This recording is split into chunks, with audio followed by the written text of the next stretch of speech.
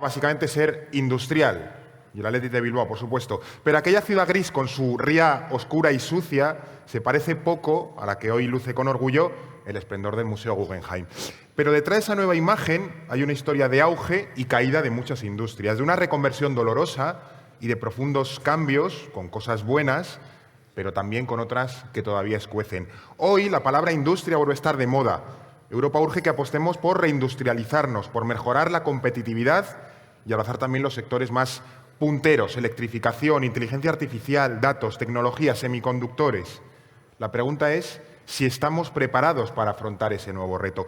Por eso hoy, en No es el fin del mundo, hablamos de España ante el nuevo mapa industrial europeo. Los oyentes del streaming, del diferido, de donde estén, estamos hoy en Bilbao. Vamos a presentar a quienes nos acompañan. A mi derecha, Alba Leiva. ¿Qué tal, Alba? Pues muy contenta de estar aquí en el Congreso Nacional de Industria en Bilbao, que es una ciudad maravillosa y atendiendo y aprendiendo mucho de todos los que están aquí, de todas las industrias que están presentes aquí. Aquí tu gente de letras de confianza aprendiendo cosas sobre industria. One more time. Un día más, es que es nuestro día a día. Claro. Eduardo Saldaña, ¿qué tal, Eduardo? Pues como un niño pequeño, porque sabes que yo soy un industrial de la vida, el futuro será industrial o no será, entonces pues muy contento de estar aquí y poder hablar ya más en contacto con la gente que se dedica al ¿No has sector. podido hacer artes marciales con un robot que hay fuera? No, ayer la gente de Siemens, estuvimos hablando con ellos, tienen un robot, pero ya lo habían metido en la maleta cuando llegamos. Y se ha ido a dormir. Hace taekwondo el robot, me dijeron. Claro, y tú querías pegarte con él. Ha estado, antes que nosotros, Pedro Sánchez hablando, podemos decir que ha sido nuestro telonero. Puede ser, si somos el técnicamente hablando, pues sería correcto. Ha dicho muchas cosas que vamos a comentar, ¿eh? Sí, he sí, dicho, nos ha copiado el guión, lo ha visto. Claro. Al final, también para que nos estén escuchando desde la lejanía, estamos en el Congreso Nacional de Industria, aquí en Bilbao, que nos ha invitado para hacer este episodio y nosotros, pues, nos apuntamos siempre a este tipo de bombardeos. De hecho, luego estará con nosotros el ministro de Industria y Turismo, Jordi Hereu, se subirá al final del episodio, pues también para comentar algunas cosas y lanzarle algunas reflexiones o preguntas que creemos que pueden ser interesantes sobre el futuro de la industria. Pero primero nos toca a nosotros también para dar un poco de contexto. Vamos básicamente a empezar por donde lo hacemos siempre, que es por qué vamos a hablar o por qué le vamos a dedicar un episodio a básicamente situar España en ese nuevo mapa industrial europeo, sobre todo qué queremos tratar o abordar exactamente en el episodio de hoy. Pues a ver, en No es el fin del mundo hemos hablado mucho de política industrial, con los retos de la reindustrialización y también de la competitividad europea, especialmente desde el sector energético, no tanto un panorama más general de la industria, que es lo que vamos a hacer hoy. Pero no nos habíamos fijado mucho en dónde encajaba España en este nuevo panorama y creíamos que era interesante traerlo al podcast. Y además, estando en el contexto del Congreso Nacional de Industria, pues creemos que estando rodeados de la gente del sector es un buen lugar para tratar estos temas, ¿no? Y preguntarnos qué papel jugamos en esta reindustrialización, cuáles son nuestras fortalezas, pero también qué debilidades y qué retos tenemos, qué es lo que estamos haciendo bien y qué no, dado el contexto que manejamos. Y al final, analizar estos factores es importante para plantearnos la pregunta de qué papel queremos jugar en este nuevo panorama industrial global. Es que además aquí nosotros somos muy kissingeristas en Bueno, cuanto al estudio de la política. Un nuevo concepto inventado. No es que yo esté a tope con Kissinger, pero él siempre decía que para entender el presente y el futuro tenemos que mirar al pasado. Y cuando estábamos pensando en cómo abordar esto, dijimos, oye, pues, ¿cómo preparamos el guión? Lo que vamos a plantear primero es estudiar un poco de dónde venimos, qué se ha hecho en los procesos industriales, porque nos va a ayudar mucho a entender qué futuro industrial tiene que plantear España en relación al futuro industrial que se está planteando en Europa. Y luego también vamos a abordar un poco la situación industrial que tiene España en un contexto actual de reindustrialización europea, de relocalización industrial. Además, un contexto en el que ya no estamos hablando, y eso es un cambio de paradigma muy, muy interesante, ya no estamos hablando solo de que China es el gran rival industrial, sino que yo os diría que desde finales de la administración Trump, acordaos con la administración Biden también fue bastante cañero, Estados Unidos es ahora un rival industrial muchísimo más agresivo que lo que era antes. Alguna vez hemos hablado, por ejemplo, del pique Airbus, o sea, Airbus-Boeing con el tema industrial, grandes pesos pesados. Con lo de la Inflation Reduction Act, esto es el mantra que hemos dicho muchas veces. Semiconductores. Cuando lo impulsó Biden, los franceses se picaron, acuérdate. Claro. Entonces vamos a tocar eso y luego con el ministro va a estar guay conversar un poco, a ver cómo lo ve él, porque hay cosas que sí que tenemos que poner sobre la mesa y decir, oye, mójate y esto, ¿cómo lo vamos a hacer? Sí, en la industria actual hay mucho de contexto internacional y en España, lo hemos dicho muchas veces, ¿no? Debemos reflexionar más de cómo nuestra industria, nuestras empresas se adaptan básicamente al mundo que tenemos, que la industria no se hace sola, hay que hacerlo. Claro, y cómo lo está haciendo Europa y qué papel estamos teniendo ahí, si está pensando en la periferia del continente o más en el eje franco-alemán. O sea, yo creo que es... Sí, hay que desentrañar un poco ese mapa de pues, contexto, intereses, capacidades que tienen distintos países. Eso es lo que vamos a intentar desentrañar un poco ahí y, sobre todo, cómo encaja España en esta situación. Vamos entonces al lío un poco con la historia. Vamos a sacar ir abriendo el libro de texto, ¿no? por el tema de la revolución industrial y todo eso, porque siempre que hablamos de la industria en España, ¿no? Siempre nos presentamos o aparecemos con una especie de segundón, ¿no? En la segunda fila. De nuevo, creo que aprendimos todos en el colegio que España llega tarde a la revolución industrial y que pues, países como Francia, Alemania, Bélgica, en fin, un montón de países siempre han estado muy por delante de nosotros. No sé hasta qué punto esto es exactamente así o, sobre todo, cómo encajamos, es decir, cómo encaja la industria, la historia de la industria española un poco en el contexto de cada momento. Vale, aquí antes de ir a ese punto concreto, porque también hay gente que nos estará escuchando en Spotify, que aquí tenemos una audiencia cualificada, pero quien se lo ponga, hay que tener algunos conceptos claros. O sea, vas a explicar lo que te dé la gana, no lo que pregunto. Ya, me da igual lo que me pregunte, Fernando. Vale. No, la cuestión es que sí que hay que explicar bien qué entendemos por industria, Sí. porque es lo que nos va a dar la clave de cómo fue todo ese proceso de industrialización en España y cómo nos adaptamos. Como sabemos, al final, la industria es una actividad económica que es básicamente la transformación de materias primas o productos semielaborados en otros productos finales o intermedios. Esto es geografía, conocimiento del medio... Sí, lo que nos tercera de daban la en ESO, un ¿vale? clásico. Sí, Esto al final quiere decir que el sector secundario abarca todo tipo de actividades. Como seguro aquí se dedican básicamente a ellos. Desde las más básicas, como la industria química o la generación de energía, a la construcción, la industria textil, los bienes comunes. Ayer yo estuve hablando, por ejemplo, con la gente de la industria cerámica, todo ese tipo de cosas, ¿no? La clave es que un país puede tener, y aquí esto es muy importante, puede tener un peso muy importante en la industria de su economía, pero esto no quiere decir que esa industria sea puntero o se adapte a las necesidades del momento. Es decir, una cosa es hablar de cantidad y otra de calidad industrial. Eso lo hemos hablado muchas veces, por ejemplo, con años quién? 80, la economía del bloque oriental, Sí. economía soviética, de la RDA y tal, que tenía muchísima industria, pero la industria era lamentable y no era competitiva y por Bueno, eso que se de fue hecho, al guano. eso fue una de las razones que... Por eso. O Eso sea, le que ha pasado, no- por ejemplo, a China, que Claro. ahora, para ser una potencia, una primera potencia, competir al nivel de Estados Unidos, hemos visto un cambio tremendo en la industria que tiene de productos de poco valor añadido a productos más cualificados. También ahí tiene el melón, que no podemos meternos ahora, de que los chinos no los están comprando y nos los vamos a tener que comer nosotros. Sí. Pero eso es otro tema que... En algún eso otro es otro congreso de industria lo hablaremos. podcast. Es decir, Sí. ahora, probablemente en unos años, el Made in China ya no lo asociemos a las camisetas o los vasos, sino Cosa empezamos a baratilla, pensar sí. en teléfonos móviles, coches eléctricos, y eso también es un cambio, ¿no? Al final, ya sea a nivel histórico o actual, atender simplemente al peso de la industria en un país no quiere decir que ese país sea una potencia industrial. Tenemos que atender mucho a la calidad de esa industria, y eso también es muy importante ahí meterlo. Sí. Pero ya respondiendo a tu pregunta, porque Gracias. yo sí Gracias, que voy a Alba. responder Siempre a el rescate. Bueno, tu a ver, pregunta. Es cierto esto que comentábamos de que la industrialización en España fue algo tardía con respecto al resto de Europa, aunque algo interesante es que enseguida estuvo muy conectada con el panorama europeo. De hecho, no se entendería tampoco la industrialización en España sin mirar a las conexiones que tenían con el auge de la industria en Europa. Para que nos situemos, mientras que en el Reino Unido y otras partes de Europa la revolución industrial arranca ya a mediados del siglo XVIII, en España esa industrialización no llegará hacia mediados finales del siglo XIX. Y esto se debió a que estos siglos fueron muy convulsos para Claro. todo el territorio Sí, español. Pues, pasaron cosas. guerra de independencia contra Francia, y claro, pues teníamos aquí Por a, lo que sea, a nos pusimos Napoleón. a Claro. industrializar Estábamos España. matando franceses y bueno, pues Claro. estábamos liados. Había que- La pérdida de las colonias en América, no estaba el territorio tampoco Claro. como para avanzar mucho en temas de industria. ¿Significa esto que no tuviésemos industria en España? Pues no, pero era algo mucho más residual, todavía con un componente muy artesanal. artesanal. Pues, por ejemplo, en algunas fuentes se cita a la Real Fábrica de Tapices o a los astilleros. Sí, las reales fábricas, la de cristal en la granja, ese tipo Todo de cosas. esto claro. como las primeras protoindustrias. Sí. ¿no?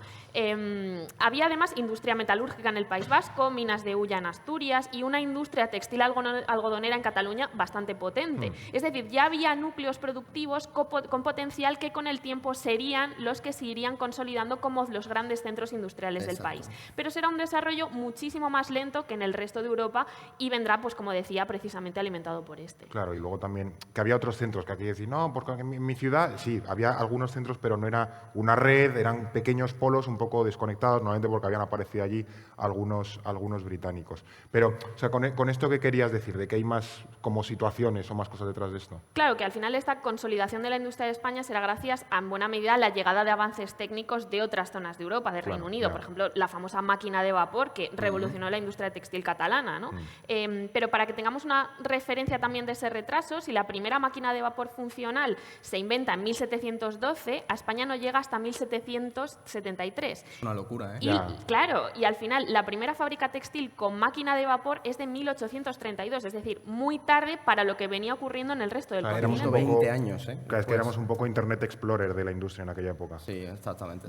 Pero que fija, 120 años de, de no tener ese claro, es que es un gap crecimiento, de crecimiento y desarrollo muy grande que luego, gracias a Dios, evidentemente nos hemos puesto al día, pero claro sales con esa desventaja de partida. Y también hay que tener en cuenta no solo la idea de la llegada de avances técnicos, sino también la llegada de capital y de demanda extranjera. Por ejemplo, muchas minas fueron compradas por empresas británicas o francesas y eso permitió que se fuesen desarrollando. De hecho, seguramente aquí a muchos, y también a muchos oyentes, les sonará las famosas minas de Río Tinto en Huelva, que era una explotación histórica que fue adquirida por la empresa de capital británico EDE, que tenía ese mismo nombre a finales del siglo XIX.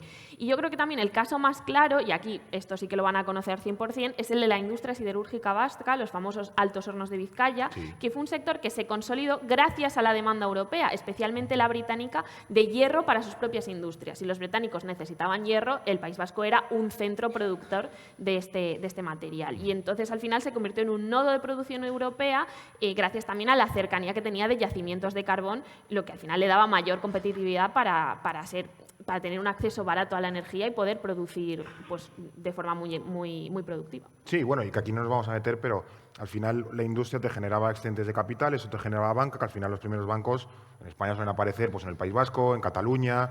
¿Por qué? Pues porque era donde había mucha más actividad económica y esos capitales que al final pues empezabas a mover, no era casualidad. Que al final cuando se dice, ¿no?, que cuando analizamos un poco esa época de industrialización en España, siempre solemos decir que fue un poco periférica, ¿no? Que estaba, lo que decíamos antes, concentrada en unas regiones concretas y además en la periferia geográfica del país. Y esto también, y siendo además a vez España periférico de Europa, o sea, como que era un poco la periferia de la periferia.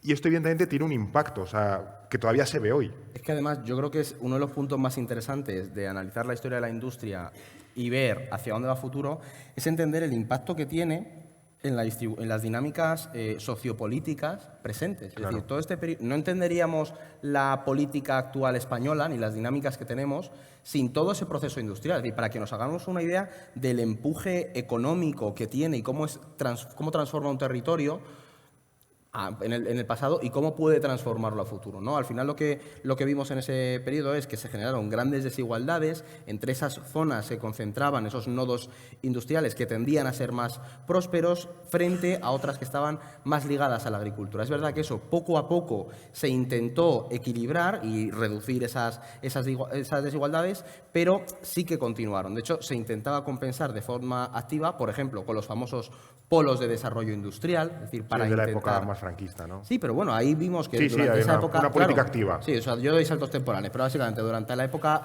franquista vimos cómo en ciudades de todo el territorio español surgían estos para también deslocalizar esas industrias dentro del territorio, ¿no? Como sabemos, eso también además alimentó ese crecimiento industrial en algunas regiones, también favoreció a los nacionalismos que ya había en esas zonas. El País Vasco, Cataluña, no entenderíamos, por eso la vinculación de lo político con lo económico, lo industrial, también está ahí, está presente. presente, es decir, acaba teniendo una transformación, una materialización en esos espacios. Pero esto, además, no es algo que solo pase en España. Hay países que están más industrializados y que tienen un equilibrio mayor a nivel territorial por la propia dinámica industrial que han tenido, pero podríamos mirar a algún otros en los que sí que hay más desigualdad, ¿no? Al final, de nuevo, el caso del norte de España es muy significativo porque allí donde había altos hornos surgían otras industrias complementarias, como por ejemplo la naviera, o luego toda una red de industrias auxiliares que te iban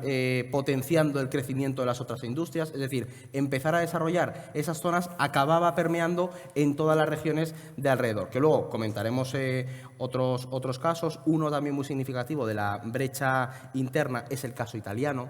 O sea, aquí no sé si habéis visto, pero siempre se dice que todos los mapas de Italia los puedes dividir con una línea en medio y tienes el norte verde al norte, rojo al sur. Y según vas al sur, cada vez más rojo. Pues en el caso industrial italiano también pasaba. Es decir, España tiene ese caso de los nodos. Por ejemplo, en Italia eran las zonas que estaban más pegadas al centro de Europa. Aquí lo que vemos es Milán, Turín, toda esa zona. Claro, pero el País Vasco, pues tú tenías conexión con Reino Unido, Cataluña rápido, Francia, o la Italia. Zona de Cádiz, todo el estrecho de Gibraltar. Entonces el interior se quedó más vacía. Y luego tenemos otros, pues Alemania también pienso en ello, ¿no? La zona de esa división alemana. Pero bueno, ya luego lo podemos comentar, sobre todo porque es importante para el proceso de reindustrialización que vamos a tener que llevar a cabo en estos próximos años. Sí, que al final yo creo que lo interesante de esto es que no podemos entender las políticas que se llevan a cabo hoy en 2026 o que queremos llevar a cabo hoy en 2026 sin entender básicamente el contexto histórico que nos lleva a eso, que hace posible eso, porque al final somos herederos o llevamos una mochila de un bagaje histórico que al final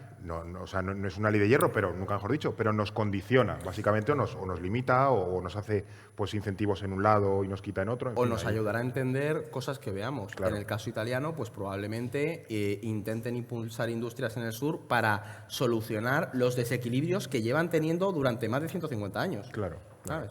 Que, bueno, ya llegaremos a eso, ¿no? Un poco a los debates más actuales, pero con lo que quiero que nos quedemos es que básicamente llega un momento en el que España llega, tarde, como buen español, pero llega. Y ya en el siglo XX, ¿qué pasa? ¿Qué vas a decir? Yo discrepo. Hay un cliché de que los españoles vamos siempre con retraso, llegamos tarde a los sitios, y ojo, porque bueno, yo sí llego un poco esto no es el tema tarde. de hoy, pero yo discrepo. Claro. Pero bueno, ya en el siglo XX no podemos decir que no seamos tan segundones, ¿no? Tampoco una gran potencia, pero ya empezamos a tener cierto peso industrial o por lo menos nos manejamos. Pero claro, al mismo tiempo tenemos el problema de que en el siglo XX pasan cosas, es bastante convulso, tanto para España como para Europa. Y esa convulsión también tiene un impacto para España, en definitiva, para su industria. Claro, este periodo da para mucho, así que vamos a intentar resumirlo, vamos a condensar el siglo XX. Hoy no podemos hacer capítulo de 2 horas. No podemos. Para desgracia de muchos de los asistentes. Capacidad de síntesis. Claro. Nos echan de aquí. Así que vamos a resumirlo en 3 hitos históricos o periodos clave. El primero es la consolidación y el auge de la industria a principios de este siglo XX, especialmente en el contexto de la Primera Guerra Mundial. Es un periodo que se caracteriza por el asentamiento de políticas industriales que buscan no solo promover y expandir esa industria nacional y mejorar las infraestructuras del país en general, sino también proteger a las industrias existentes con medidas proteccionistas. Es un momento en el que se sabe el valor que tienen esas industrias y ahora se intenta protegerlas, ¿no?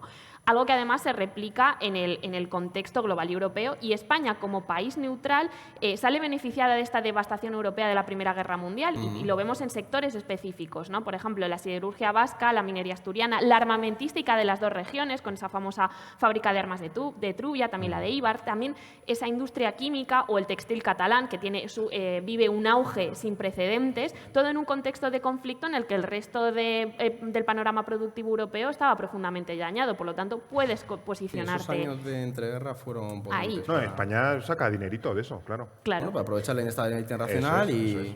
Claro, ¿qué pasa? Que esto, pues evidentemente dura poco, porque luego llega la crisis del 29 y, por supuesto, en los años 30 la Guerra Civil Española, que destruyen precisamente buena parte de ese tejido industrial nacional. Claro. Así que el segundo hito, el segundo momento histórico al que nos tenemos que fijar es el franquismo y sus diferentes fases, ¿no? Tenemos desde la autarquía primero, donde se tratará de reconstruir y sostener un sector que, bueno, pues como el resto de la economía española, estaba a mínimos, y aquí tenemos ejemplos muy interesantes, como por ejemplo el de las minas de wolframio, un mineral clave para la Alemania nazi, y aquí vamos a hacer referencia a que lo explicábamos en nuestro episodio en el que analizábamos el franquismo, ¿no? Ahí lo contamos. Eso es, que al final su exportación, mientras teníamos un país muy deprimido económicamente, hubo regiones en comarcas gallegas y leonesas que vivían relativamente bien gracias a estas exportaciones de wolframio.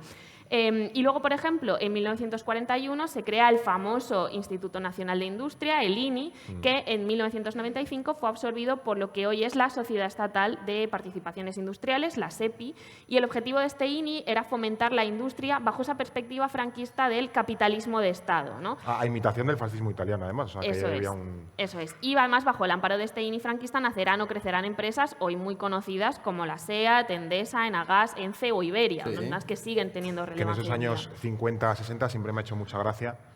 Claro, aquí hago referencia al episodio de Mad Men, que estamos aquí, ¿no? Campañas disruptoras, tal, campaña de Coca-Cola, tal, y nosotros aquí, nombre de una empresa, Empetrol. Claro, empresa nacional de no sé qué. Bueno, pero esto es como lo de Venezuela, PDVSA y cosas así. Claro, ¿sabes? pero que tenías una época en la que se curraban los nombres, el marketing de España es como siempre iban por delante. Empresa nacional de chapas de Villablino. Bueno, pero mira, los carteles de Iberia de su época, ¿sabes? Están muy chulos los de... Sí. Aquí esa parte del marketing también llegamos un poco tarde. Ya pero luego, el naming ya entramos ahí al ritmo. Don Draper no aparece. Te llamas el orden mundial, es decir, el naming no es nuestro fuerte. Ahora nos mencionan en un montón de cosas. Claro, pero bueno, pues está yendo a la mierda el orden mundial. No hubo un Don Draper español. Vamos a hacer un poco de autocrítica, ¿no? Eso es. Entonces, luego es verdad que con el progresivo aperturismo y el desarrollismo económico, España va a recuperar ese potencial industrial, sin que tampoco fuese un primor, todo hay que decirlo.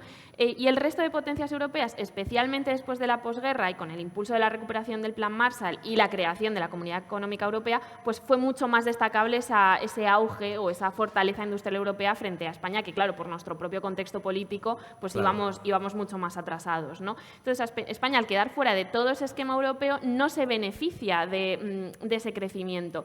Y con todo, hay que decir que llegamos a 1975 con una industria española que representa el 30% del Producto Interior Bruto. Aquí llegamos a la tercera fase, yo creo que es la más importante. Por ejemplo, decía Alba, el 30% del PIB. Ahí de nuevo... Hoy Pedro Sánchez ha dicho que quiere llegar al 20%, o sea, que estamos por debajo. Y claro, pero... hemos llegado hasta el 30%. De nuevo es lo que hablábamos antes de la cantidad que representa, o sea, el peso industrial en relación a la cantidad y la calidad. Tienes un 30%, pero la calidad de la industria en relación a otras, pues... Sí, menos de calidad que un montón de castañas. Y esta tercera fase, para mí es la más importante porque es la que está muriendo ahora, la lógica que la impulsó, y de hecho a muchos aquí les suena, se ha mencionado, el ministro lo mencionaba antes, el presidente también, es toda esa fase de la reconversión industrial, ¿no? O sea, lo hemos dicho, lo hemos escuchado en estos días, que no entenderíamos Bilbao, una ciudad industrial tradicional, no entenderíamos el cosmopolitismo del Bilbao actual precisamente sin todo ese periodo. No es un momento clave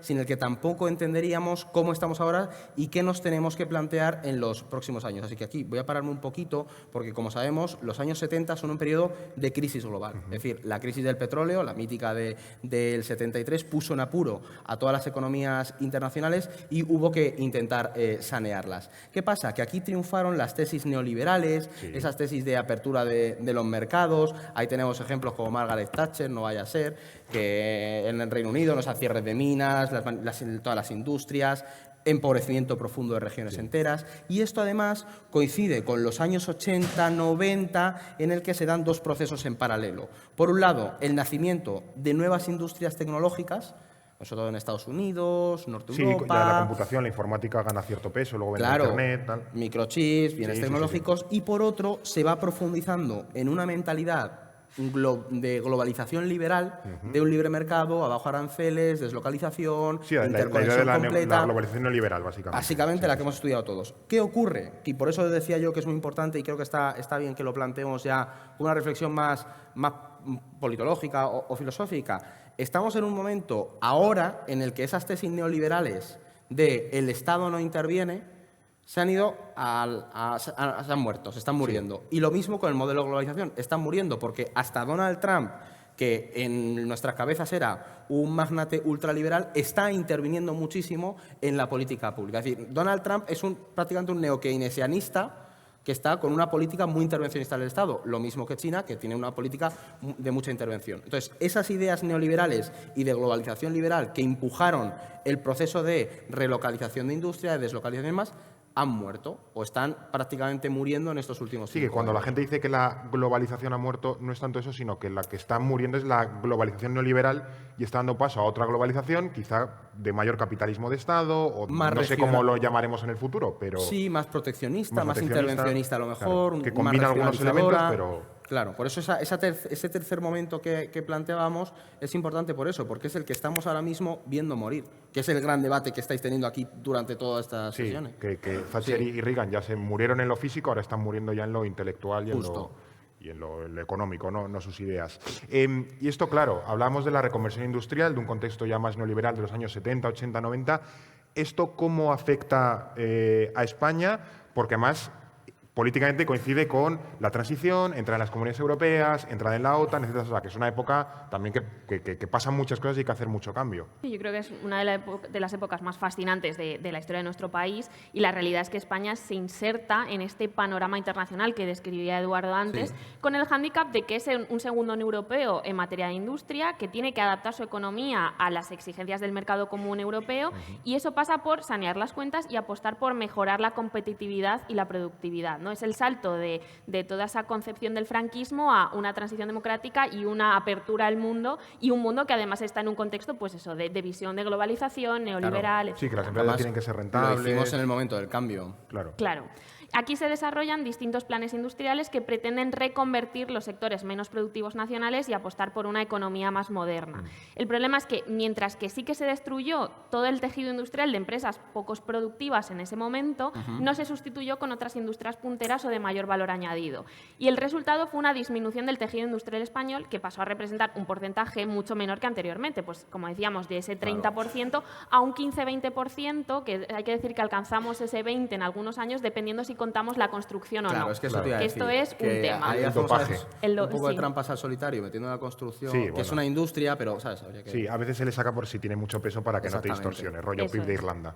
Claro, y transicionábamos hacia una economía terciarizada, una economía Sí, de de servicios. servicios. Para que nos hagamos una idea, entre 1974 y 1984, en esa década, el número de parados industriales llegó a rozar las 800.000 personas, es decir, un 16% de tasa de paro de empleos industriales. Una tasa que aquí, por ejemplo, en Euskadi se llegó, era el de la media, Sí. la media Bueno, de en España. Euskadi creo que llega a haber una tasa de paro del 20-25% durante los años 80. Quiere decir que... Claro, esto es hasta el 84, luego- Claro, el impacto es muy evidente cuando Sí, se, que esto es lo que se hace la antes, reconversión. antes han comentado de la mejor política industrial en la que no existe. Sí, es un poco ese contexto en el que se dio ese rechazo. Es un mantra neoliberal a tope y Justo. eso ya no en este mundo no lo aguanta No, eso. no. Eso es. Claro, esto, pues como sabemos, afectó especialmente a regiones más dependientes de la industria. Las hemos mencionado, Cádiz, Asturias y Galicia, donde además se notó especialmente en sectores como las navieras o la minería, en el Levante con el sector textil o, como decíamos, en el País Vasco con la siderúrgica y otras tantas, ¿no? Sí. Aunque hay que decir que bueno, esta última pues, ha sido una comunidad autónoma que se ha recuperado bastante bien del golpe, pero en el fondo tenemos que hablar de que nos llevó a una crisis social en estas regiones que se vieron muy empobrecidas, muy deprimidas y casi con... bueno, forzadas a un cambio de mentalidad y de cultura, ¿no? Porque es algo que no solemos pensar, que cuando hablamos de economía y de cómo afecta a nivel local y quiénes trabajan ahí, también estamos hablando de mentalidades, de culturas empresariales, de culturas laborales. Y eso también tiene un acervo identitario importante. Además, con el tema industrial, a mí me gusta mucho, que nosotros estamos todo el día hablando de lo internacional, pero lo industrial tiene un patal local súper importante, ¿sabes? Por eso cuando tú cambias al mínimo cambio, tiene un efecto muy, muy rápido en tu población. Por eso Es que también... en la industria, quiero decir, la mayoría de empresas industriales de este país exportan a algún sitio. Eso ya tiene relación con el mundo. Otra las materias primas de algún sitio del mundo. Quiero decir que es muy rara la empresa que es estrictamente nacional. No, totalmente. Entonces- Pero por eso lo que comentaba Alba, de todo este proceso de cierre de industrias, también nos ayuda a entender que todo lo que desarrollemos a futuro tenemos que hacerlo planteándolo marco muy bien, internacional. porque cualquier cambio luego va a afectar a la Totalmente, población, ¿no? totalmente. Y al final lo que vimos también con todo este proceso es que se compensó con la llegada de fondos europeos, es decir, el Estado de la Unión Europea a España le ha venido muy bien porque ha habido una inyección de fondos para poder reconvertir esas zonas. Es verdad que España tendió a una terciarización de nuestra economía, Ahí está el Eso- caso del turismo, por ejemplo, evidente. Exactamente, que Ese, pues, ese objetivo de los 100 millones y demás. es donde destacamos, también nos hace un poco, puede ser una fortaleza, pero también nos expone mucho a cualquier vaivén que haya en Véase ese COVID, sector. que vimos Bueno, cómo se veo COVID desplomaba o ahora no, pero cuando de repente crezcan otras potencias de la cuenca mediterránea, vuelvan Sí, a sí, resurgir, pues la tienes liada, ¿no? Pero también es verdad que creció otra industria por exceso o por defecto, que lleva bastantes años dándonos quebraderos de cabeza, que es la inmobiliaria, relacionada también con la construcción, porque con la construcción cuando preparamos el CAPI hablamos que también hay empresas constructoras españolas muy potentes en el extranjero, pero es verdad que dentro del país la inmobiliaria en los años 90, 2000 tuvo muchísimo peso, que además alimentaba bastante, es decir, había un poco de vasos comunicantes, ¿no? El crecimiento de la industria inmobiliaria alimentó mucho la gallina de los huevos de oro del turismo, con la crisis económica del 2008 hizo que se cayeran las dos patas y tuviera un Bueno, es que, impacto claro, muy esto, grande. O sea, evidentemente la gente lo podrá deducir, que al final construir un edificio, una casa, el ladrillo eso es un bien industrial, pero luego la puerta, la ventana, el retrete, Claro, el fregadero, todos los la lavadora, bienes todos son bienes de equipo, industriales. claro, Claro, exactamente.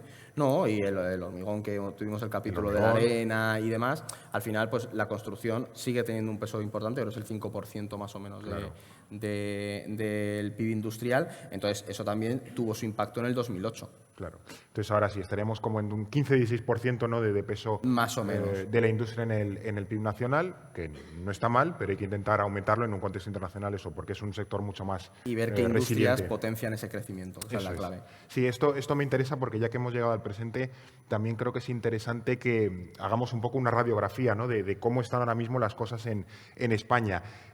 ¿Qué podemos decir o cómo podemos decir que está el mapa industrial español ahora mismo? Pues Hablando de mapas. lo tenemos aquí, los que lo vean luego en YouTube o en Spotify van a ver el mapa proyectado. Si miramos ese mapa, el tejido industrial está más repartido que en tiempos de la... Es un mapa de porcentaje de PIB industrial por autonomía. En España, sí, es un porcentaje es un mapa de colores por porcentaje, ¿no? Como decíamos antes, es verdad que sigue habiendo varios focos industriales, pero las regiones tradicionales es verdad que han perdido algo de peso frente a otras. Es decir, estamos repartiendo un poco mejor el peso industrial. Por ejemplo, Navarra, La Rioja o Castilla-La Mancha, ¿vale? Son 3 comunidades autónomas con un mayor peso de la industria en su PIB. En Navarra supera el 30% en 2023, es decir, bastante importante, está es bien, un peso potente. curioso, ¿no? Luego están regiones clásicas como el País Vasco, siguen muy industrializadas, rozando ese 30%, pero otras como Cataluña o Asturias, ahí que tierra de Alba, han perdido un poco de ese peso industrial. Y otras, por ejemplo, han ganado, como Murcia, que ahora tiene un 26%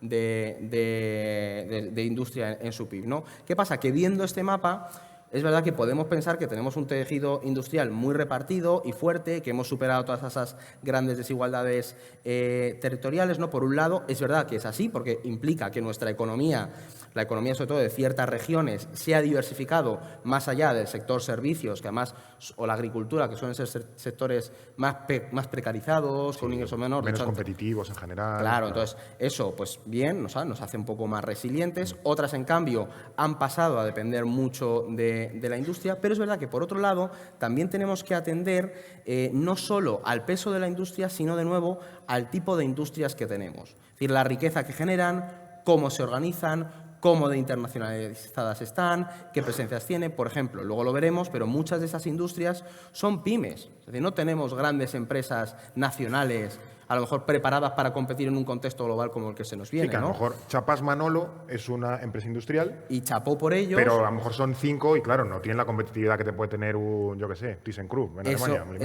Ese es el asunto, ¿no? Y lo que descubrimos es que mientras la industria pesada ha ido perdiendo peso, la industria del automóvil, la agroalimentaria, las renovables, son actualmente los principales vectores, ¿no? Por ejemplo, esas 3 industrias son claves en las 3 regiones con mayor peso de la industria que hemos comentado antes. Pensad en la agroalimentaria en torno al sector del vino en La Rioja, pues eso es una industria, aunque no la tengamos tan presente, pero es una industria que mueve muchísima pasta y da trabajo a muchísima gente. Sí, preparando el episodio me metí en Google Maps, aquí Sí. quienes escuchen saben que soy yo muy fan de Google Maps, a ver cómo era de grande, porque Navarra es la comunidad con mayor porcentaje de PIB industrial. Y es en buena medida, no solo en buena medida, porque tienen la fábrica de Volkswagen, que es casi tan grande como Pamplona. La tienen al lado de Pamplona y es como un troncho enorme. Y luego también no solemos pensar, por ejemplo, que a muchos le puede sorprender, ¿no?, que Castilla-La Mancha sea la tercera Sí, es que comunidad, en el mapa se ve muy claro, bien. la Una tercera pena que no lo comunidad hayamos traído para proyectarlo con, aquí. con pero- mayor porcentaje de PIB industrial. Y eso, sobre todo, hay mucha industria en Castilla-La Mancha, pero una de las más importantes es la industria ganadera, industria del Sí. porcino, sobre todo, que no que, pensamos... claro, o sea... Y luego también hay, distinto- por ejemplo, en La Rioja mucha agroalimentaria, que eso también emplea obra de mano femenina, que eso también es importante. Entonces, que parece que no, pero a lo mejor solemos pensar en lo industrial como una fábrica enorme, Sí, un alto horno de Vizcaya. claro, ¿sabes? que es Pero- como muy visible, pero no en pequeñas fábricas o cosas que al final transforman bienes más primarios y donde hay Bueno, lo muchas... que y hablábamos- que crea mucho tejido industrial en Lo en que tú España. me contabas de cuando fuiste a Castellón... toda la cerámica, claro. Sí.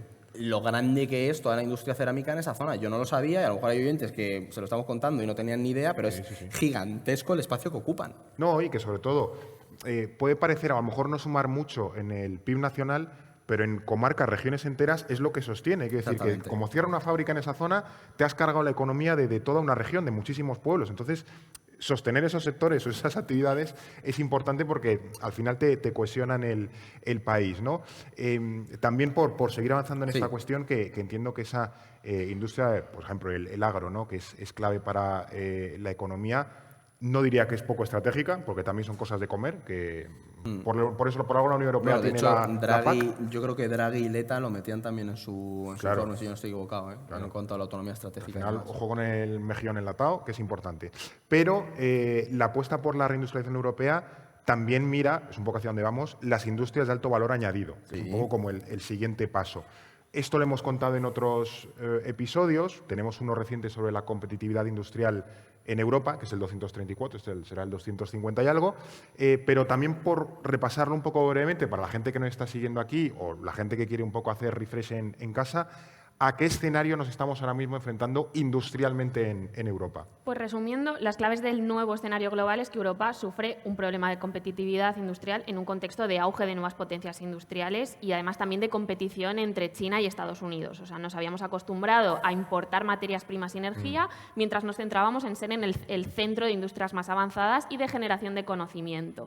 Y un primer problema es que el resto de potencias se ha puesto las pilas. Y pues, como lo decíamos antes, ¿no? China ya no es el productor de materias primas y facturas baratas. Ahora, además de todo esto, apuesta por tecnologías avanzadas Ese es el y problema, bienes finales de alto valor añadido que están poniendo en apuros a los gigantes industriales europeos. Y esto se ve muy bien con la crisis en Alemania, que es un país muy ligado a la industria automovilística y en el momento en el que no tienes, por un lado, acceso a energía barata que proveniente del gas ruso y China te compite con nuevos modelos eléctricos, de coches eléctricos, mucho más baratos que los que ofreces tú, que tu saber hacer viene de toda la cuestión de los de motores, combustión. de motores de combustión, tu tejido industrial, que antes era central la industria automovilística, entra en crisis. Un segundo problema, que aquí volvemos a mencionar a Mario Draghi en su informe, es que tenemos una falta de retención de talento. O sea, tenemos una gran capacidad de generar perfiles con ideas innovadoras, altamente cualificados, pero las barreras burocráticas impiden materializar esas ideas. Y se ha dado el caso de que esas ideas acaban en Estados Unidos, en los grandes centros tecnológicos, en vez de en polos de innovación europeos. Esto me refiero a capacidad de innovar a nivel industrial, de crear empresas punteras. Que de hecho, una de las patas que están intentando impulsar ahora a nivel Bruselas es reducir toda la burocracia. Es decir, algo que antes habría sido muy difícil que se llegara a un acuerdo, ahora están diciendo vamos a reducir todo eso lo máximo posible para precisamente facilitar que las empresas, que es algo que nos señalan un montón de veces las empresas cuando Sí, nos es una juntamos con queja ellos, habitual. claro, que puedan competir mucho más rápido, porque otros no tienen tantas trabas. Claro. Claro, y relacionado también con esto, tenemos un problema de inversión, porque como contábamos en ese episodio, según Draghi, harían falta 800.000 millones de euros al año adicionales para cumplir los objetivos de reindustrialización y mejorar la productividad. Pues, tenemos unos objetivos marcados, pero falta el dinero para llegar a ellos. Y por otro lado, hay un problema de cohesión y de integración. No tenemos grandes empresas campeonas europeas, somos un continente, no solo España, sino como somos un continente de medianas y pequeñas empresas. Y por otro lado, hay grandes diferencias entre los Estados miembros. No es lo mismo la industria en Alemania que en el este de Europa, donde pues, tiene un peso muy importante la industria pesada, pero no es necesariamente, pues, digamos, la más actualizada o puntera, o en el sur, ¿no?, que tenemos un peso industrial mucho menos marcado. Entonces, esas diferencias territoriales, esas famosas frase de Europa a distintas velocidades, si queremos un proyecto de reindustrialización, es algo que pesa. Y sobre todo que al final Europa es un transatlántico muy difícil de mover. Es verdad que cuando a nivel industrial se empieza a mover, veremos un cambio profundo y luego que necesitas una cohesión política importante a nivel europeo. No, claro. O sea, tú no haces un cambio industrial. O sea, yo pienso en que por ejemplo, la competitividad con Estados Unidos y China. Si toda la transformación en industria de defensa, en industria del automóvil, puede llevar a tensiones internas de nuevo en el eje franco-alemán, que es un eje que históricamente ha tenido tensiones. Es decir, ya está habiendo peleas a nivel de industria de defensa entre los franceses y los alemanes, porque, oye, compiten, pues todo eso también tenemos que tenerlo muy, muy en cuenta cuando definamos una estrategia industrial a nivel europeo. Hay que intentar mantener un equilibrio para que no acabe saltando por los aires, ¿sabes? Sí, pero es verdad que ya ha empezado a hacer... Ha empezado a romper girar, un poco la sí. idea esa de la Europa a dos velocidades, de mira, quien quiera avanzar, que avance, y quien no quiera avanzar, pues bueno, que se quede ahí un poco a su Por rollo eso- y cuando quiera entrar, que entre. Por eso hay que ponerse las pilas pronto. Claro, entonces a lo mejor crear un pequeño núcleo de potencias europeas que sí que quieren avanzar e integrarse más en ciertas áreas y yo qué sé, pues si la Hungría de Orbán no quiere, pues chico, quédate ahí y ya en algún momento... Ya llegará. ya No, llegará, y claro. ver cómo las potencias intermedias pueden subirse o encajar en la nueva reindustrialización de toda la región. Claro, pero es que incluso esas potencias intermedias o esos que pueden estar de acuerdo también tienen desigualdades entre ellos. Entonces Claro. tú puedes bueno, no estar claro. alineado a nivel político, tener unas grandes diferencias, pero es que incluso en los polos más próximos también existe esos problemas de cohesión o esas dificultades, a pesar de que haya voluntad política. ¿Y España cómo encaja en esta Pues es situación? que en este básicamente escenario? lo que nos toca hacer, como esa potencia, la idea de la eterna potencia media, Ya. que puede ser uno de los 5 de los Big Five europeos, tenemos que encontrar qué encaje tenemos en toda esta reorganización de la industria europea, tanto dentro de Europa como también a nivel internacional, porque lo hemos mencionado, o sea, España tiene la ventaja de ser un puente también con América Latina, pero oye, tenemos que explotarlo de verdad porque otros en Europa también están viendo que América Latina es un mercado, ¿no? Aquí, como nosotros somos de sociales, pero tenemos bastante cabeza de ingenieros a veces, nos gustan mucho los DAFO, los CAMES, fortalezas, debilidades. Entonces, si lo planteáramos así, por ejemplo, fortalezas que tenemos, pues es verdad que tenemos un mix energético mucho más diversificado que otras partes de Europa. Es decir, los alemanes que se reían del resto de los europeos, pues de repente cuando Rusia decide ser aún más imperialista y invadir Ucrania y te corta el gas ruso, pues tienes un problema, ¿no? Ahí lo vimos y es verdad que nosotros sufrimos también un aumento de los precios, pero nuestras industrias pudieron resistirlo mejor que las alemanas, que a veces lo obviamos, ahí tenemos el capítulo de Alemania que hicimos en su momento, Sí, pero sí. han tenido una subida de precios energéticos alucinante. Entonces, pues nosotros, gracias a Dios, el ser una isla energética nos ha ayudado a estar un poco más preparados para un contexto más inestable a nivel energético, ¿no? Luego también, además, tenemos una gran producción de energía renovable, que eso, la renovable, de nuevo, lo hemos comentado en muchos capítulos, energía y tecnología van de la mano hoy en día. Es decir, y es la lucha geopolítica va a estar en ese Hoy y entorno. siempre, pero sí, pero hoy bueno, más que nunca. pero hoy en día mucho más. Es decir, sí. tú necesitas un semiconductor de TSMC o una máquina litográfica para poder... Es decir, Sí. está muchísimo más interrelacionado, ¿no? O sea, al final, en 2021, España produjo la mitad de su electricidad con renovables y es un sector que ha crecido muchísimo, sobre todo la eólica. Entonces, esa capacidad productiva es muy positiva en el sentido de que ya tenemos una red industrial potente de generación de renovables y entonces una de esas patas de la reindustrialización está yendo precisamente por ahí, ¿no? Y luego, la posición geográfica de nuestro país como tal es muy interesante para todo este nuevo proceso de cambio global. Nos encontramos con procesos de regionalización y nosotros, precisamente, estamos haciendo frontera con una de las regiones que va a ser clave en la relocalización industrial. El norte de África va a atraer muchísimas industrias y España está a las puertas de ello. Yo creo que se ríe Alba porque yo creo que luego va a ir como, ojo, Claro. Edu, que te estás Esto columpiando luego por lo ahí. comentamos con el ministro, aquí mucha chicha. Vale, sí, ahí van, vale, sí. perdón, que me adelanto. Y luego, en cuanto, por ejemplo, hemos dicho fortalezas, oportunidades que tenemos, la energía solar. Es decir, todavía no hemos sacado todo el potencial energético solar que tenemos. Hay gráficos muy, muy curiosos de esto, que ves el potencial y luego la capacidad, y España tiene muchísimo potencial, pero a lo mejor, estoy tirando un poco de memoria, no sé qué fecha era, pero yo veía que Alemania producía más energía solar que España. Hace unos años y era ocurría. como... Incluso Reino Unido, si no recuerdo Por eso, mal. yo no sé si eso se ha revertido. Aquí, Que tiene mérito que Reino Unido produzca solar, pero bueno, ahí estaba. Bueno, pero o sea, a lo mejor saben dónde poner el panel, Claro, ¿sabes? claro. Esa es la clave. Pero bueno, que yo estoy tirando de memoria, pero recuerdo que eso se daba, ¿no? Entonces, ahí queda muchísimo margen para mejorar. parar, seguir expandiendo. Luego, como oportunidades, tenemos la formación. Se ha apostado, además, nosotros en el orden mundial siempre hemos insistido mucho en la formación profesional. Se está apostando mucho por eso. Necesitas mano de obra para el sector industrial, ¿no?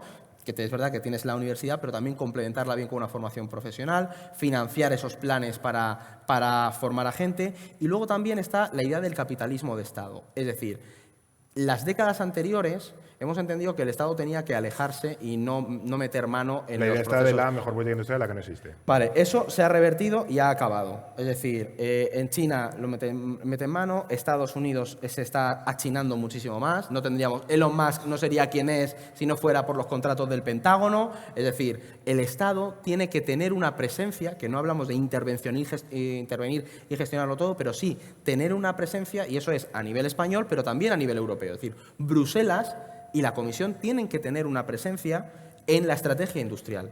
Es que me emociono con estas cosas. ¿Sabes que a mí me gusta mucho la industria? Bueno, yo ahora voy a bajarte porque Sí, yo traigo claro. con el lado cenizo y pesimista, que son las debilidades y amenazas. Bueno, vale. Bueno, Que también las hay, claro. que también las hay y hay que señalarlas. Eso es. Una de las debilidades, de las primeras debilidades, es que bueno, tenemos una industria mucho más débil en comparación con la del resto de Europa y esto se traduce en una menor capacidad para competir y en una menor mentalidad también de inversión y de formación industrial. Lo que decíamos también un poco esa cuestión más identitaria o de mentalidad, ¿no? En este sentido, también somos, como decíamos antes, un país de pequeñas y medianas empresas industriales, que al final también hay que decir que un panorama atomizado puede ser una fortaleza en cuanto a competencia y diversidad, pero si queremos apostar por tener o contribuir a grandes campeones europeos que puedan competir en ese panorama internacional, pues hay unos saltos que dar, hay unas dificultades. Nuestra posición geográfica puede ser una ventaja, pero también puede ser un inconveniente, porque no Ya somos sé por un dónde vas país ahí. tan inconectado con el resto de Europa y eso dificulta que podamos integrarnos bien en un potencial ecosistema industrial europeo transnacional, como sí que puede ocurrir en lugares fronterizos entre Alemania, Francia, bueno, incluso con Suiza, Eso se que ve no con sea las de comunitario. interconexiones eléctricas, por ejemplo. Claro, que Bélgica, Alemania, Francia voten el Valle del Ruhr, nosotros estamos a Portugal, que... No, bueno, pero no joder, es lo Alemania siempre ha deslocalizado industria a la República Checa, por ejemplo, Polonia o a Polonia, también. Sí, ¿sabes? sí, Hungría. Sí. Claro, entonces eso nosotros nos falla un poco más, ¿no? También tenemos una red de transportes que no juega a favor de la conectividad, el famoso modelo radial de Madrid, que además es una apuesta desigual por la alta velocidad y esto condena a regiones no solo a que estén peor conectadas a nivel de transporte de pasajeros, sino también a ir más despacio o a perder oportunidades en cuestiones de desarrollo industrial. Y aquí también tenemos que fijarnos en las amenazas, ¿no? Y están muy relacionadas con las debilidades. La primera amenaza es Francia, nuestros vecinos franceses. Como siempre. Lo siento, no sabemos si hay franceses aquí en la sala nos estarán escuchando, pero en algunas cosas Sí, Sí, con algún poquito de palo en la rueda. hay que ponen. tenerlos en cuenta. Claro, Claro. sobre todo con el tema de la isla energética. Aprovechan esta debilidad de nuestra posición geográfica para bloquear la energía barata que producimos porque quieren proteger su mercado de la energía nuclear. Y esto nos convierte, pues como decimos, en una isla que es algo difícil de sortear por mucho que una de nuestras bazas sea la energía renovable. También tenemos que señalar como amenaza la fortaleza de otras potencias, sobre todo potencias de nuestro vecindario. Estamos rodeados de países que también están haciendo una apuesta muy clara por la industria, tanto a nivel de sectores específicos como de infraestructuras, y que son mucho más baratos y competitivos que en España. Ejemplo, Marruecos con el puerto de Tánger, que se está convirtiendo en un nodo de transporte absolutamente fundamental. Bueno, hace unos días salió la noticia de que ya Tangermed ha superado a Algeciras, Valencia, Es que lo de Tarragona, Tangermed Barcelona, está siendo- a nivel de tránsito. Claro, y luego también, esto también respecto a su apuesta por otras capacidades industriales, por ejemplo, cuestión de energía solar. También podemos mencionar a Turquía con Yo te la iba a decir producción de eso. acero, que esto es Claro. competencia no solo de España, sino en O general de toda de Europa. Europa. O los turcos, cómo se han convertido al final en actores intermedios para que las presiones a China se puedan puentear a través de Turquía, los Cosas aranceles rusas. a Rusia se Sí. puedan puentear a través de Turquía. Sí, sí. Es decir, han metido un acelerón muy gordo a su industria, la industria de defensa turca. Sí.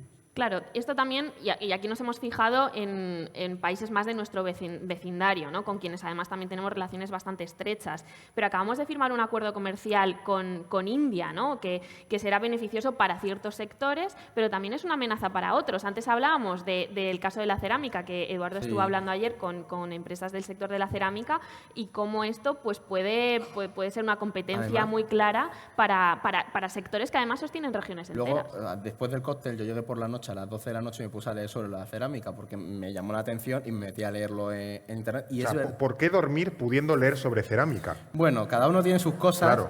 pero yo no lo sabía. Yo no sabía que, porque nosotros habíamos hablado del acuerdo de la India y yo no sabía que iba a tener ese impacto. Y es verdad que toda la zona de Castellón está muy preocupada por qué va a ocurrir con la cerámica india, porque resulta que hay una región de la India que es puntera, ya lo era, en la exportación de cerámica a Europa, y ahora se prevé que entre más. Entonces, claro, ahí hay un reto para una potencia como España, que es, oye, hemos firmado este acuerdo a nivel europeo, muy bien, pero ¿qué pasa con lo mío?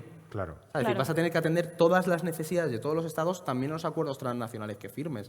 Y también pensemos que a nivel de atracción de inversión, todos estos países, nuestro vecindario tan productivo, tan atractivo, también puede ejercernos de competencia. Claro. Bueno, pues es que yo tengo aquí un foco de inversión que me atrae mucho más que lo que pueda ofrecer Y que no está España. mal, que también te ayuda a prepararte, ¿sabes? Es decir, pues son amenazas o competencias, no pasa nada, tendremos que aprender a prepararnos para eso.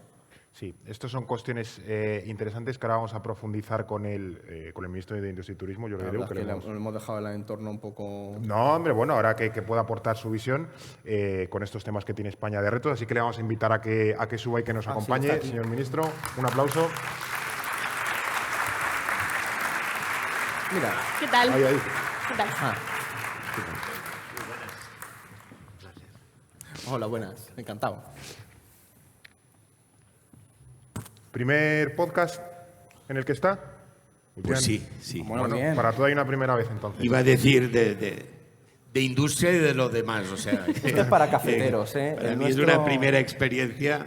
No, no, Bueno, estamos allí disfrutando tanto que, bueno, que estoy emocionado. Pues nada, que un gusto tenerle por aquí. Creo que también es interesante que comparta alguna de las impresiones que hemos estado comentando, ¿no? Al final nosotros damos un poco el contexto, intentamos dar las claves, pero luego creo que también al final quienes tienen la capacidad de hacer cosas, de lo que es impulsar políticas, son los políticos, es el gobierno.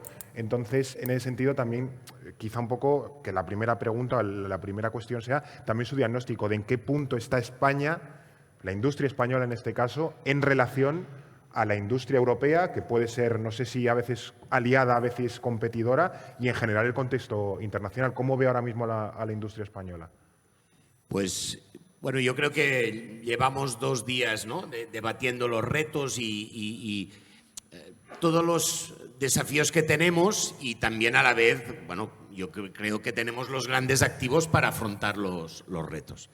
Oye, una previa, yo estoy encantado de estar en un podcast hablando desde la geopolítica de la industria. Me parece, lo digo en serio porque ayer, para mí, uno de los grandes retos que tenemos es cómo generamos cultura industrial, Ya. especialmente para atraer, para hacer pedagogía de lo que representa ahora la industria, que es muy diferente a la industria de cuando yo era joven como vosotros, que me parece algo increíble, ¿no? Y por tanto, es que será muy importante hacer difusión de la nueva cultura industrial con claves nuevas para romper los tópicos que aún están muy asentados en el imaginario colectivo. Y en este sentido, oye, os quiero agradecer muchísimo el poder, vosotros que os dedicáis a la reflexión geopolítica, introducir este elemento de reflexión industrial que me parece algo increíble.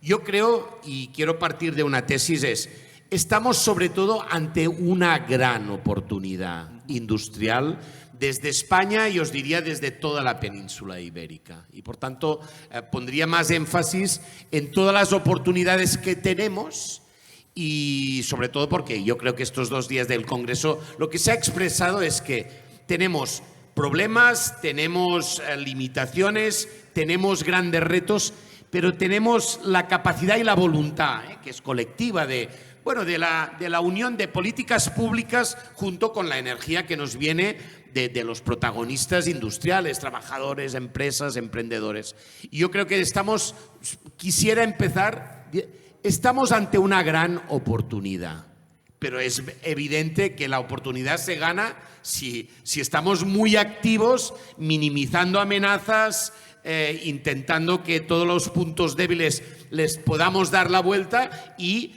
digamos, aprovechando al máximo las oportunidades y los puntos fuertes. Y, por tanto, yo diría que tenemos una buena oportunidad.